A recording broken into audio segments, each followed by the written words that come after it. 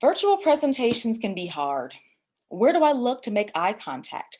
There's so many things going on my screen. Oh, I am not looking my best. Believe me, we get it. We have been there and we're here to help. We're going to be talking about how to improve your virtual presence with your setup.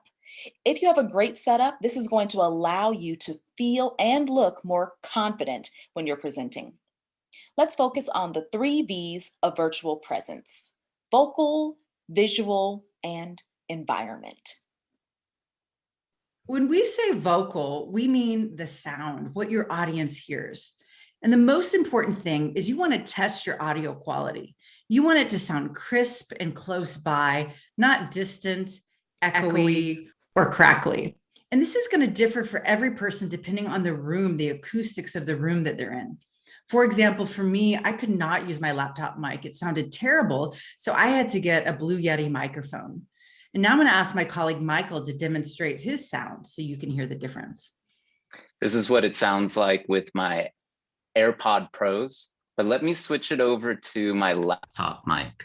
How does it sound now? It's so much better on your laptop mic. Is it? Yeah, it sounds way less echoey, way less distant. Wow. So the point is, you don't know until you ask for feedback or you take a video of yourself. In addition to testing your audio quality, make sure that you are projecting your voice when you are virtually presenting. You want to command your audience's attention. You might annoy your downstairs neighbors, but that's okay. It is important for a virtual presentation. Let's talk about how you show up on camera, the visual. First, you need to make sure that you have light on your face. You can stand in front of a window and get that natural soft light on your face, or you could put a lamp on your table. That way, your audience can see your facial expressions. Let me show you what it looks like when I don't have any light on my face. You can barely see me. I'm in the shadows. That light really helps the audience connect with you as a speaker. Let's also talk about framing. When you've got this centered framing, you are eye level with the camera. If you're too far away and distant, this isn't good. If you're way too close, it looks like you're very needy.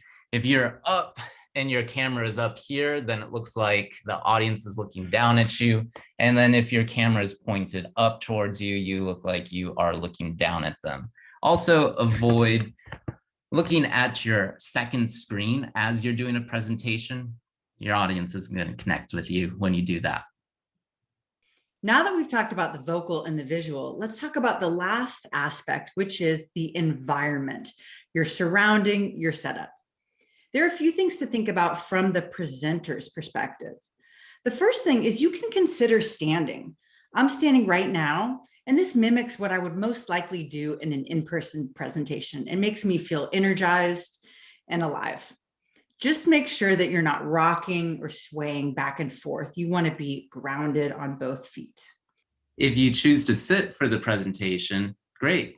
But make sure that you're not in a swivel chair, because if you're in a swivel chair, you might do this unconsciously during the presentation.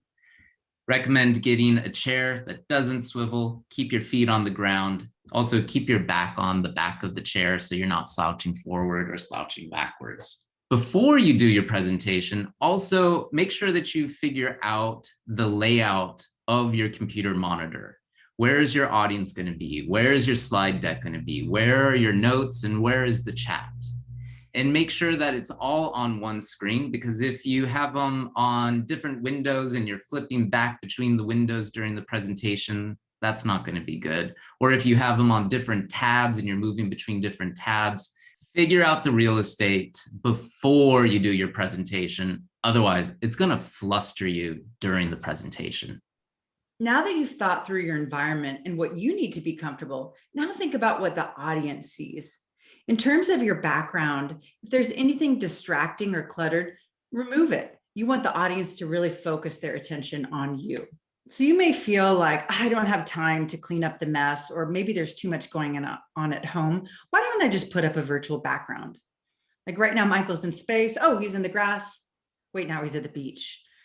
And this is kind of fun as an icebreaker, but as soon as he starts presenting and gesturing, now his gestures are disappearing into the ocean, I'm a little distracted. And the blurred background may feel like a better solution, but even this, I can't really connect with him. When he just takes it down, even if there's a kid in the background, even if there's a mess, I find it much easier to focus on him and connect with him. So our advice is skip the virtual background for an important presentation. Take a few moments to consider what we've discussed and think about some small changes you can make. We like to say, small tweaks, big leaps. If you think that this content will be helpful for you or a colleague, please share, like, and subscribe. Thanks for watching. Don't forget to subscribe to our YouTube channel. And if you have any questions about workshops or coaching, please visit us at lhctraining.com.